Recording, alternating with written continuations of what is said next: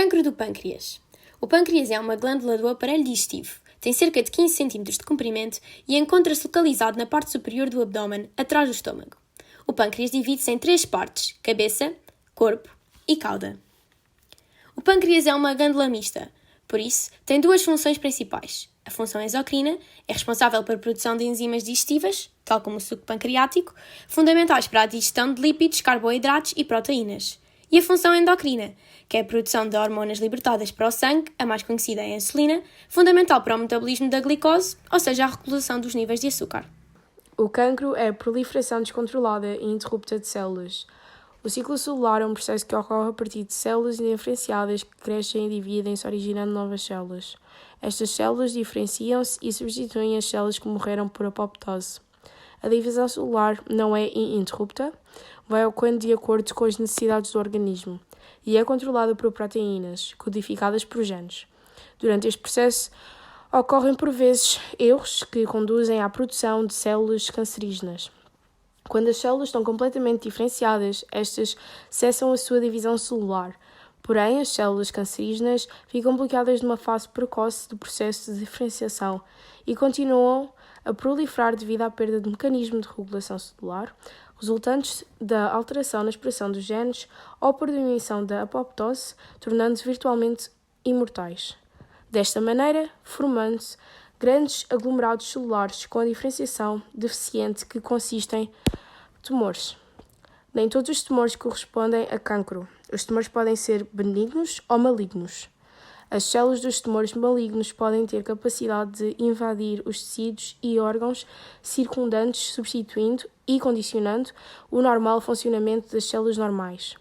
Podem ainda libertar-se o tumor primitivo e entrar na corrente sanguínea ou sistema linfático. Este é o processo de metastização das células cancerígenas a partir do cancro original, tumor primário, formando novos tumores noutros órgãos. O cancro do pâncreas ocorre quando se formam células malignas no tecido pancreático. Existem vários tipos de cancro do pâncreas. Os mais comuns são os adenocarcinomas, que têm origem nas células exocrinas e que representam 85% dos casos. Cerca de 75% de todos os casos do pâncreas exocrino ocorrem na cabeça ou no pescoço do pâncreas, 15 a 20% no corpo e 5 a 10% na cauda. Por outro lado, menos comuns, mas tipicamente com um prognóstico mais favorável, são os tumores neuroendocrinos. Eles desenvolvem-se a partir das células endocrinas e correspondem a menos de 5% dos casos. O cancro do pâncreas pode metastizar-se de 3 modos: invadir pelo seu crescimento os órgãos mais próximos, como o estômago e o intestino delgado, descamar a partir do tumor principal, dando lugares a novos tumores na superfície peritoneal atingida, implantes peritoneais ou carcinomatose peritoneal, e disseminar através de células que se libertam do tumor principal, podendo atingir outros órgãos à distância através dos gânglios linfáticos ou pela corrente sanguínea. Os estádios da doença refletem a extensão do cancro. Estes estádios variam de 0 a 4. Os mais baixos indicam que o cancro está confinado ao pâncreas, no entanto, estádio 4 significa que o cancro já se espalhou para outras partes do corpo. Dada a dificuldade de diagnosticar esta doença, em cerca de 65% dos casos do cancro do pâncreas apresenta-se na forma de estádio 4, em 21% dos casos no estádio 3 e apenas em 14% dos casos o estádio é 1 ou 2. Em Portugal surgem todos os anos cerca de 1.800 novos casos de cancro do pâncreas.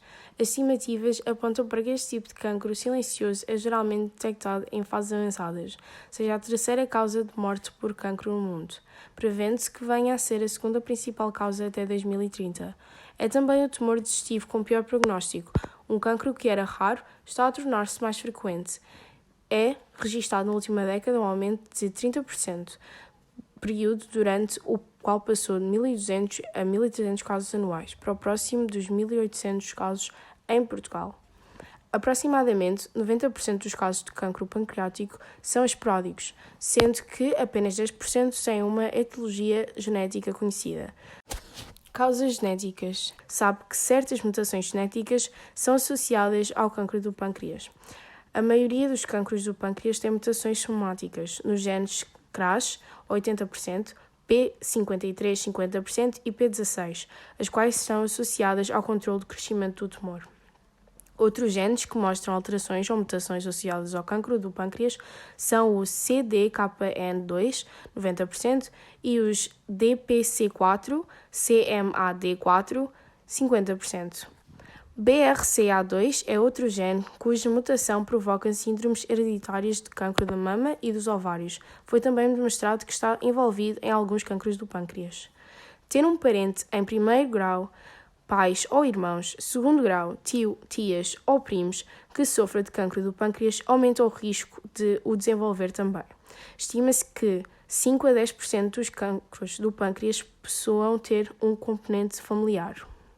Fatores mutagénicos. Até à data ainda não se sabe ao certo porque ocorre o cancro do pâncreas. Considera-se que 90% dos casos do cancro do pâncreas não estejam associados a nenhum fator de risco. Os fatores de risco aumentam a probabilidade de ocorrência do cancro, mas não é necessário nem suficiente para causar o cancro.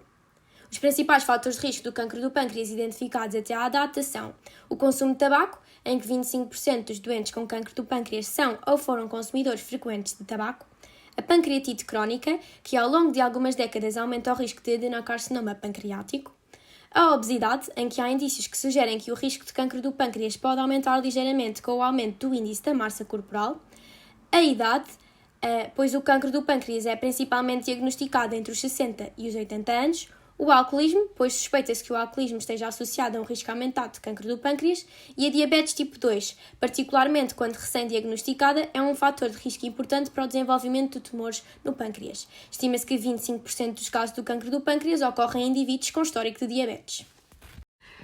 Sintomas. O cancro do pâncreas é habitualmente silencioso, até uma fase avançada da doença, e os sintomas variam com a localização do tumor no próprio órgão. Os sintomas são relativamente inespecíficos, como dor abdominal, com irradiação para a região dorsal, que não desaparece quando muda de posição, perda de apetite, emagrecimento, cansaço, icterícia, urina de cor escura e ou fezes de cor clara, náuseas e vômitos. O diagnóstico do cancro do pâncreas é habitualmente feito através do exame físico e exames auxiliares, como a ecografia abdominal, que é muitas vezes a opção inicial por ser um exame simples, não invasivo e inofensivo, a tomografia computadorizada com contraste endovenoso e a ressonância magnética, que são exames de imagem com excelente pormenor na avaliação do pâncreas e muito importante no diagnóstico e estadiamento, para a caracterização da localização e da fase da doença.